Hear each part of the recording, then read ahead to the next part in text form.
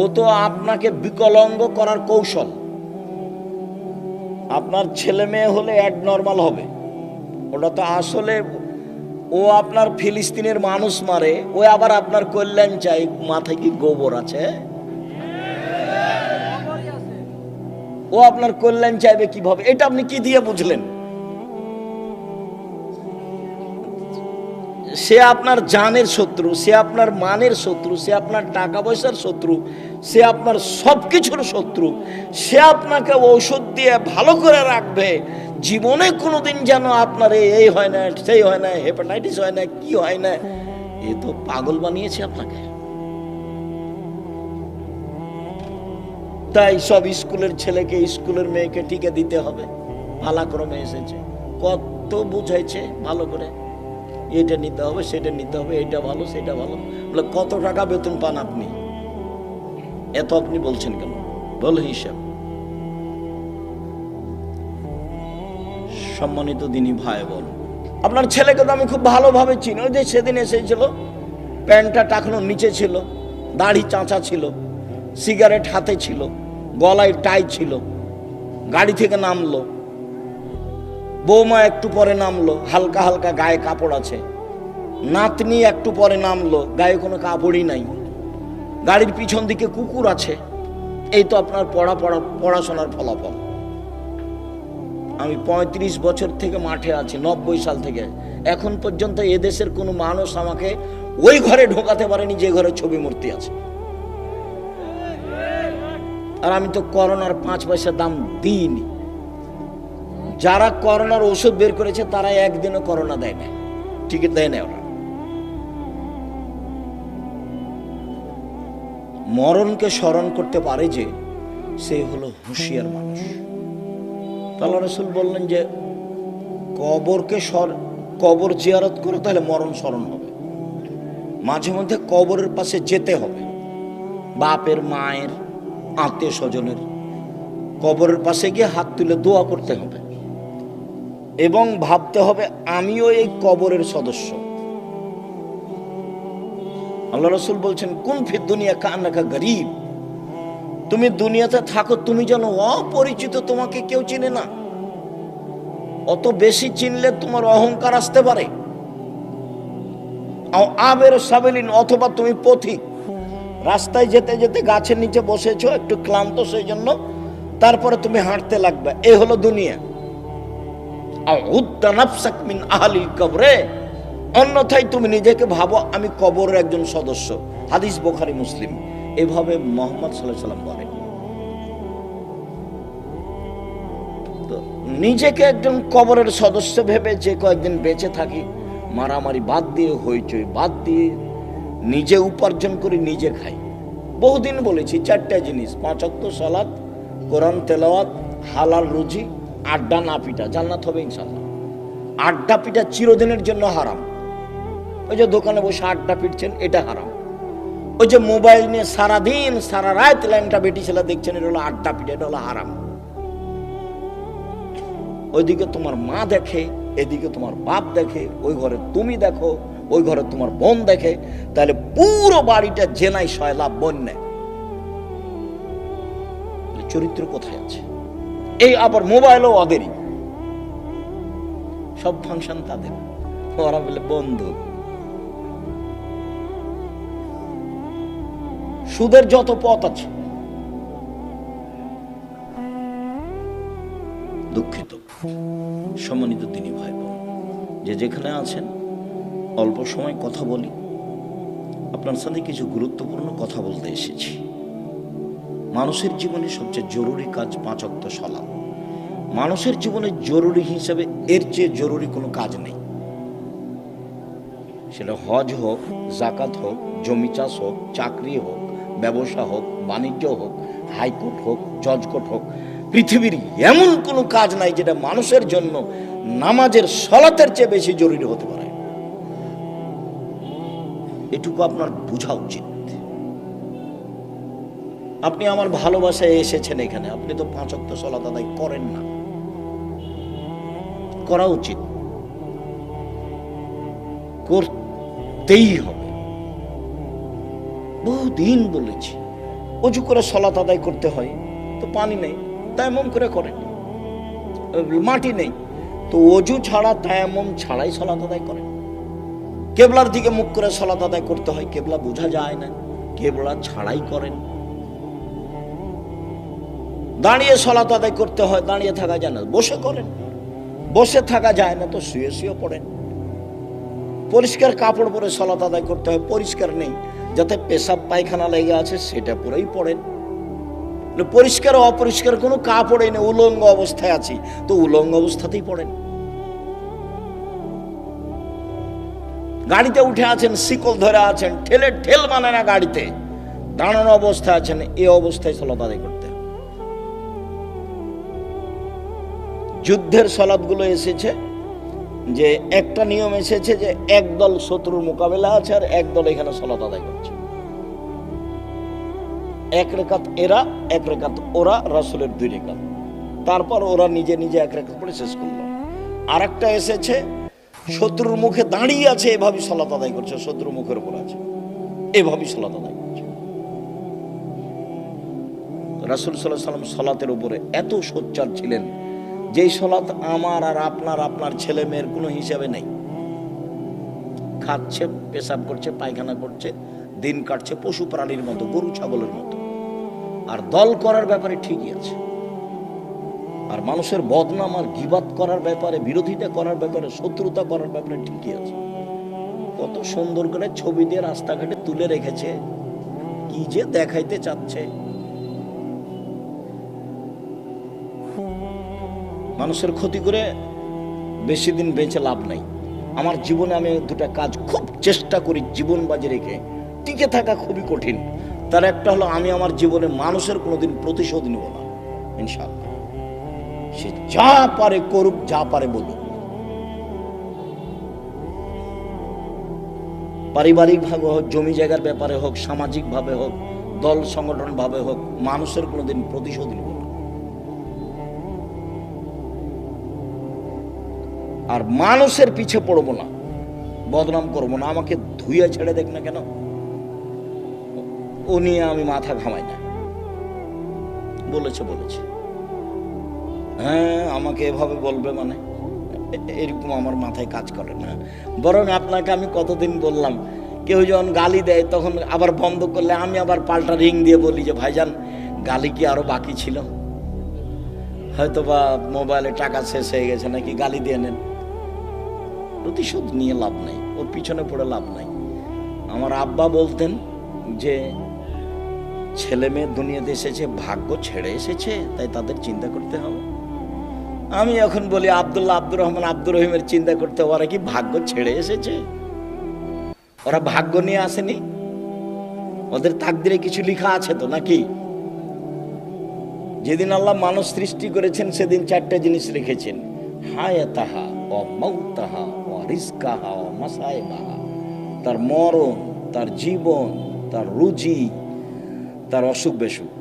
Corona লেখা থাকলে হবেই। 4টা লেখা আছে, 1 মরণ, 2 জীবন, 3 রুজি, 4 রোগ ব্যাধি। আমি এই কথা বলিনি, এ কথা মুহাম্মদ সাল্লাল্লাহু আলাইহি ওয়াসাল্লাম বলেছেন। এটা আমার ব্যক্তিগত কোনো স্বাধীনতা নাই এখানে, এটাকে আমি বিশ্বাস করি এবং খুব শক্তভাবে বিশ্বাস করি। ঢাকাতে এক লোক করোনা হয়েছে, তো আমি দেখবো আর গায়ে হাতে একটু দোয়া করবো। তো আর ছেলে মেয়ে সবাই আছে, খালি আমাকে অনুরোধ করছে যে ওস্তাদজি আপনি ভিতরে আসেন না, ওস্তাদজি আপনি ভিতরে আসেন না, আপনি আমার আব্বার জন্য বাহির থেকে দূর করেন, দোয়া করেন। বলছি আমি তো, আমার অন্তর তো ধাক্কা খাই না যে তোমার বাপের গায়ে হাত লাগালে আমাকে করোনা ধরবে। ধরেও যদি, তা আমি বলবো না যে এই কারণে ধরেছে, আমি বলবো ওই যে লেখা ছিল সেই জন্য ধরেছে। আমি এত তাড়াতাড়ি পরিবর্তন হতে চাই না, মাস্ক দিয়ে ভাগ্য বাড়াতে রাজি নয়, এটা করতে রাজি নয়। শুনুন, 5 ওয়াক্ত সালাত আদায় করতে হবে আপনাকে। আজকের জরুরি কথা আপনার সাথে, মানুষের জীবনে কিছু চাওয়া পাওয়া আছে। মানুষ বেঁচে থাকলে সমস্যা নেমে আসে, মামলা মোকদ্দমা হয়, জমি জায়গা লাগে, বাড়ি ঘর লাগে, কিছু লাগে মানুষকে। তো মানুষ আল্লাহকে বলতে শিখুক, কাকে বলতে শিখবে? আল্লাহকে। ও পারে, আরো যা করে তাকে কেউ ঠেকাতে পারে না। রাসূল সাল্লাল্লাহু আলাইহি সাল্লাম বলেন, ইন্না শায়তান ইয়াকিদু আলা রাসিয়াতে আলা কাফিয়াতে রাস আহাদিকুম। যখন তোমাদের কোনো ব্যক্তি রাতে ঘুমায়, তখন শয়তান তার মাথায় চুলে গিরা লাগায়, 3টে গিরা লাগায়। চুল থাক আর না থাক, চুলে গিরা লাগায়। এজরবু আলা উকদাতিন, ওই গিরার উপরে এভাবে হাত দিয়ে থাবা মারে আর বলে, উরকুদ, ঘুমাও, লাইলান তাবিল, রাত লম্বা, রাত লম্বা, ঘুমাও, রাত লম্বা। এভাবে শয়তান এরকম করে। ফাইনিস্তাই কাজা আহাদুকুম, তোমাদের ব্যক্তি যদি এখন কেউ ঘুম থেকে উঠে যায়, জেগে যায়, যাকার আল্লাহ, তারপর বলে আলহামদুলিল্লাহিল্লাযী আহয়ানা বাদা মা মাতানা ওয়া ইলাইহিন নুশুর। ওই আল্লাহর প্রশংসা যে আল্লাহ আমাকে মরণ দেওয়ার পরে জীবন দিল। একটু আগে মরণ দিয়েছিল, এখন আবার কি করলো? জীবন দিল। পরে আমি প্রশংসা করছি। এইটুকু বললেই একটা গিরা খুলে যাবে। শয়তান যত বড়ই পাওয়ারফুল ক্ষমতার অধিকারী হোক না কেন, আমি দোয়া পড়েছি, ঘুম থেকে উঠে গিরা খুলে যাবে।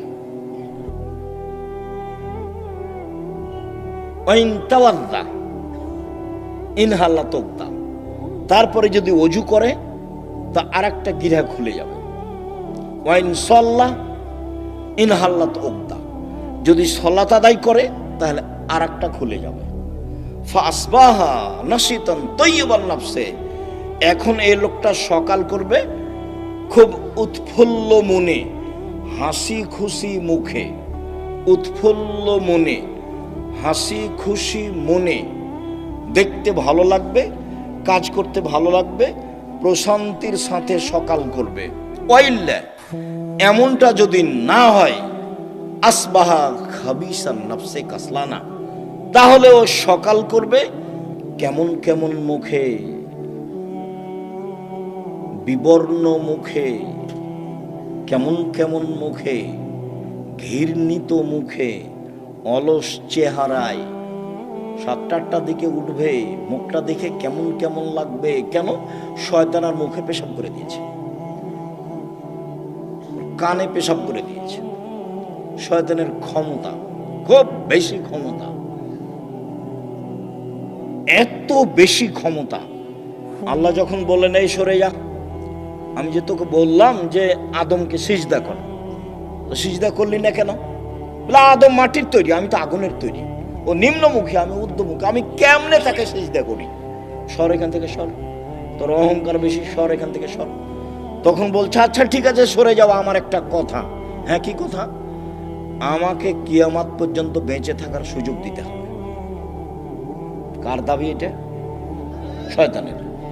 তা আল্লাহ বললেন ঠিক আছে দিলাম, এলা ওয়াক্তিম মালুম, একটা সময় পর্যন্ত দিলাম।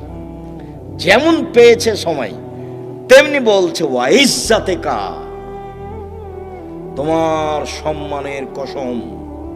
আল্লাহ রাব্বি, শয়তান বলছে ইয়া রাব্বি, হে আমার প্রতিপালক, তোমার সম্মানের কসম, লাউবিয়ানিল ইনসানা মাদামা তারহুম ফি আসাদিহিম, আদমের ছেলে মেয়েকে পাপ করাবো করাবো করাবো, ওকে আমি ভুল পথে নিয়ে যাব যাব যাব, ওর দেহে যতদিন শ্বাস আছে আমি তাকে পাপই করেই ছাড়বো।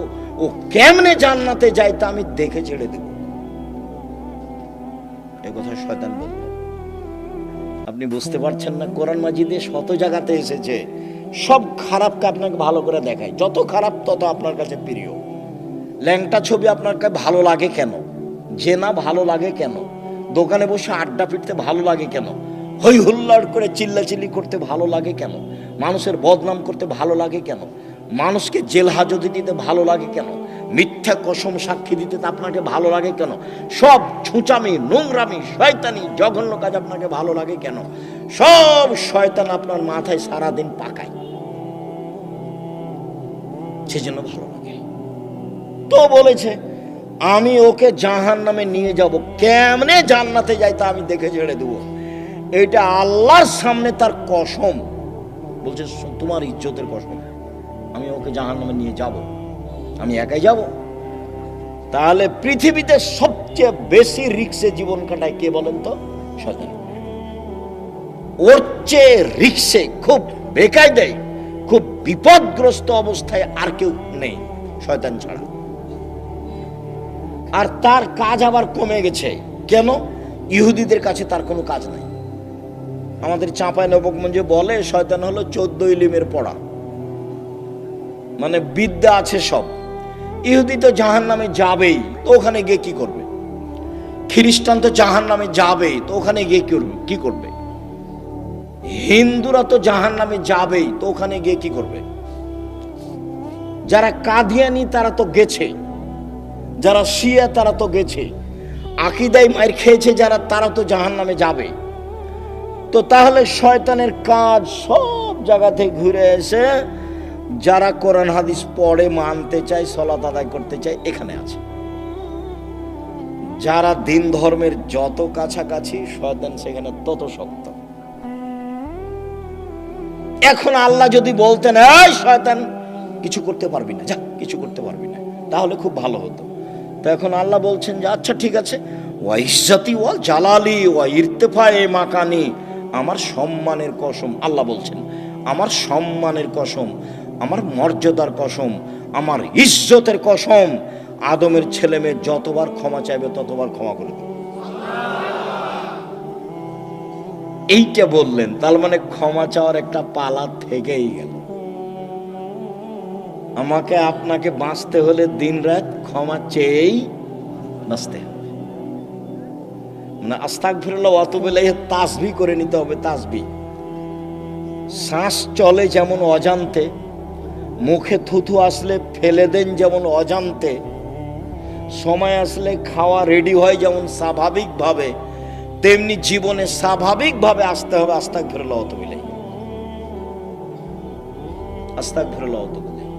চলছেন, ফিরছেন, উঠছেন, বসছেন, আল্লাহ বললেন যে ঠিক আছে, আদম সন্তান যতবার আমাকে বলবে আমার ভুল হয়েছে ততবার আমি ক্ষমা করে দেব, এইটা বললেন। কিন্তু বললেন না যে তুই কিছু করতে পারবি না, এটা বলেননি।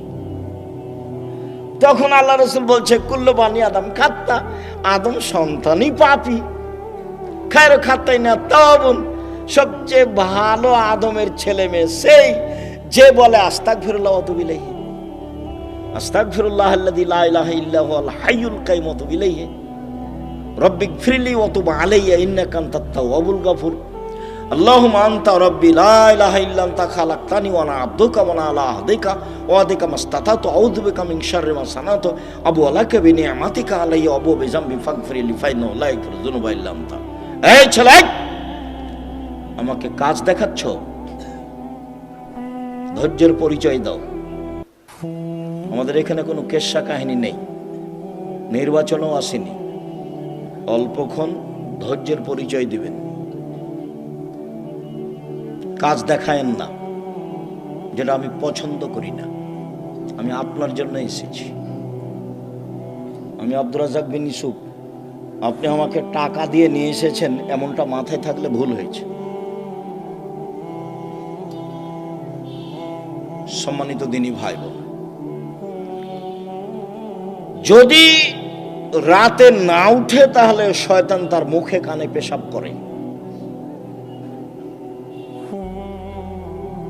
আয়েশা রাদিয়াল্লাহু তাআলা আনহা বলেন কানান নবী সাল্লাল্লাহু আলাইহি ওয়াসাল্লাম ইসাল্লি ফিমা বাইনা ইয়াফরুগা মিন সালাতিল ইশা ইলাল ফজর 11 রাকা ওয়া ইসাল্লামু মিন কুল্লি রাকাতাইন ওয়া ইউতির বিওয়াহিদাতিন। এশার পর থেকে নিয়ে ফজর পর্যন্ত সময়ে আল্লাহর নবী 11 রাকাত রাতের সালাত আদায় করতেন। 11 রাকাত, কখন থেকে কখন? এশার থেকে নিয়ে ফজর পর্যন্ত। তাহাজ্জুদ পড়ার সময় শুরু হয়ে যায় এশার পর থেকেই ফজর পর্যন্ত সময়। হ্যাঁ, রাত 3 ভাগের 2 ভাগ পার হওয়ার পরে মানুষ পড়ুক, এটা সবচেয়ে উত্তম, কিন্তু সময় শুরু হয়ে যায় কখন থেকে? এশার পর থেকে না ফজর আযান পর্যন্ত। আল্লাহর নবী 2 রাকাতের পরে সালাম ফিরতেন, 2 রাকাত পড়ে সালাম ফিরতেন, 2 রাকাত পড়ে সালাম ফিরতেন, 1 রাকাত বিতির পড়তেন। 1 রাকাতের হাদিস অনেক বেশি। আপনার জন্য বইটা লিখেছিলাম, রাসূল সাল্লাল্লাহু আলাইহি ওয়াসাল্লামের সালাত বনাম প্রচলিত সালাত। আপনি নিয়ে পড়েন কিনা সেটা আমি জানি না। কৃপণতা দেখায়েন না, ফল ভালো হবে না। 16,000 পত্রিকা ছাপানো হয়, ওটা নয়, ওখানে টাকসাল নাই, ওখানে সবকিছু মেশিন দেওয়া হয় না, মানুষ আছে, কর্মচারী আছে, টাকা খরচ করেন আপনি। অতএব আপনি পড়বেন। 50টা প্রশ্নের উত্তর আছে, আমি পরিশ্রম করি আপনার জন্য দিন রাত। আলেম ওলামা আছে, প্রেস আছে, টাকা পয়সা খরচ হয়। এমনি অনেক বই আছে, তার মধ্যে আল ইতিসাম পত্রিকা, জামিয়া সালাফের মুখপাত্র পত্রিকা। 20, 25, 30 টাকা আপনার কাছে ভারী হোক, এটা আমি চাই না, এটা আমি কামনা করিনি। আমি মনে করছি বই কিনবেন, পড়বেন, বন্ধু বান্ধব, আত্মীয় স্বজন, খালা ফুফু সবকে দিবেন, যারা আছে আত্মীয় স্বজন তাদেরকে দিবেন। যে আব্দুর রাজ্জাক সাহেব সালাতের উপর বইটা লিখেছেন, দেখেন তো, 1 রাকাত বেতের, 3 রাকাতের হাদিস বুখারী মুসলিম, 5 রাকাতের হাদিস বুখারী মুসলিম, সব একটানা। 3 রাকাত একটানা, 5 রাকাত একটানা। বিকল্প কি সেটা আপনাকে আমি বলতে চাইনি। আমি আপনাকে বলতে চাইছি বুখারী মুসলিমের হাদিস এইভাবে। বুঝাতে পারিনি মনে হয়। সম্মানিত দিনী ভাই বোন, উমামা বাহেলী রাদিয়াল্লাহু তাআলা আনহু বলেন, রাসূল সাল্লাল্লাহু আলাইহি সাল্লাম বলেছেন, আলাইকুম বিকিয়ামিল লাইল, পৃথিবীর মানুষ, তোমাদের রাতে সালাত আদায় করা জরুরি। আল্লাহ নবী বলছেন, আমি বলিনি এই কথা। পৃথিবীর মানুষ, মহিলা পুরুষ, তোমাদের রাতে সালাত আদায় করা জরুরি।